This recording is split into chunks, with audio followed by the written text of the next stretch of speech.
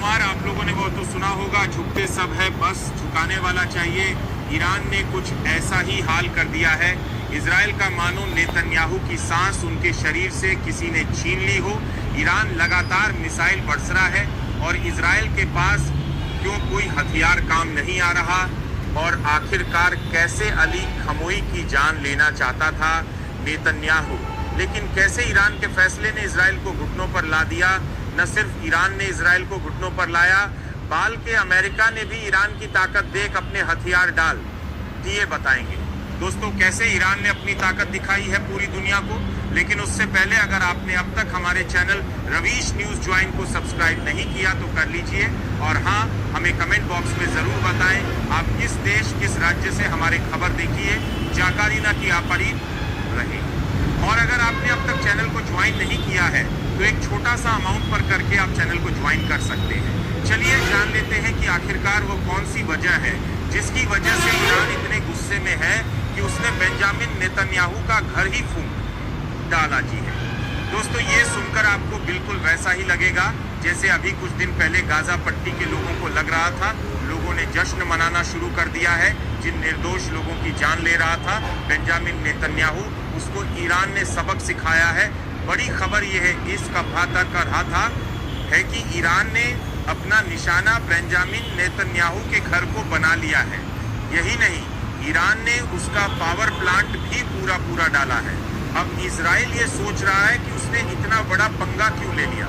अब तक जो लोग ये सोच रहे थे कि ईरान हमला करेगा या नहीं, उसने में 2 दिनों में बता दिया कि ईरान कितना ताकतवर है और ईरान के आगे इजराइल का टिकना नामुमकिन है नेतन्याहू कायरता पर। ईरान का पलटवार अली खमोई को जान से मारना चाहता है। बेंजामिन नेतन्याहू जैसे ही यह खबर लीक हुई वैसे ही अली खमोई को एक बंकर में सुरक्षित भेज दिया गया है, क्योंकि बेंजामिन नेतन्याहू उनकी जान ले लेना चाहता है। यह प्रस्ताव जब उसने अमेरिका के राष्ट्रपति डोनाल्ड ट्रंप के सामने रखा तो डोनाल्ड ट्रंप ने मना कर दिया, ऐसा अमेरिका का कहना है।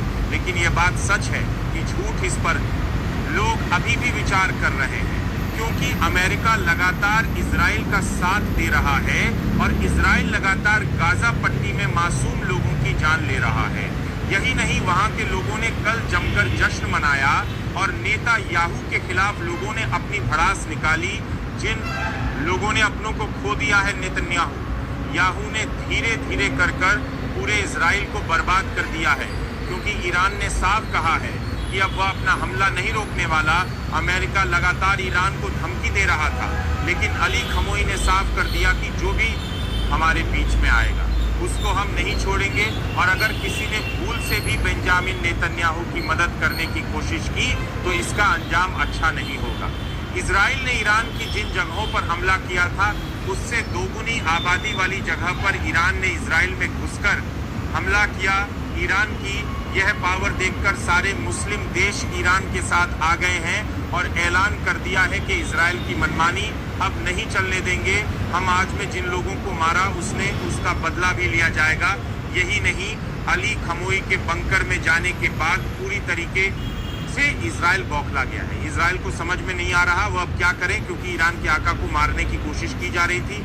लेकिन ईरान की आर्मी ने न सिर्फ इजराइल में जाकर तबाही मचा दी, बल्कि यह भी बता दिया कि आने वाले समय में ईरान इजराइल का हाल बुरा कर देगा। इजराइल का प्रधानमंत्री बेंजामिन नेतन्याहू छुपता फिर रहा है, क्योंकि उसको पता है कि ईरान अपना बदला लेगा जी।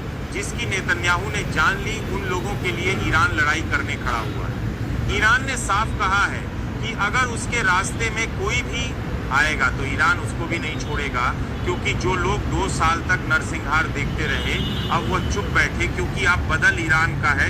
यही नहीं, आज जो ईरान में हो रहा है वह एक बहुत बड़ी घटना है। जैसे ही ईरान के ऊपर हमला हुआ वैसे ही ईरान ने जवाबी कार्रवाई में इजराइल के परफेक्ट चढ़ा दिए। इजराइल में अब तक 100 से ज़्यादा लोगों की जान जा चुकी है, 500 से ज़्यादा लोग घायल हो चुके हैं और ईरान के आका अली साहब को तेहरान ग्राउंड के बंकर में भेजा गया है, जो से वहां पर 16 किलोमीटर दूर है। और वहां पर इजराइल के लिए जाना मुश्किल ही नहीं, नामुमकिन है। उनके पूरे परिवार के साथ, अली खमोई अपने बेटे के साथ और पूरे परिवार के साथ, इस दूरहा परिवार के साथ बंकर में रहेंगे। ऐसा इसलिए किया गया है क्योंकि बेंजामिन नेतन्याहू उनको करने की कोशिश कर रहा है। ये खबरें जैसे ही लीक हुई आग की तरफ फैल गई और नेतन्याहू ये सोचता रह गया कि ये खबर कहां से आई। यही नहीं, जो लोग जासूसी कर रहे थे नौशाद के लिए, उन 9 लोगों को भी पकड़ लिया गया है। ईरान द्वारा मोसाद के लिए जासूसी करने वाले आरोपी उन दोनों में से एक को फांसी दे दी गई है।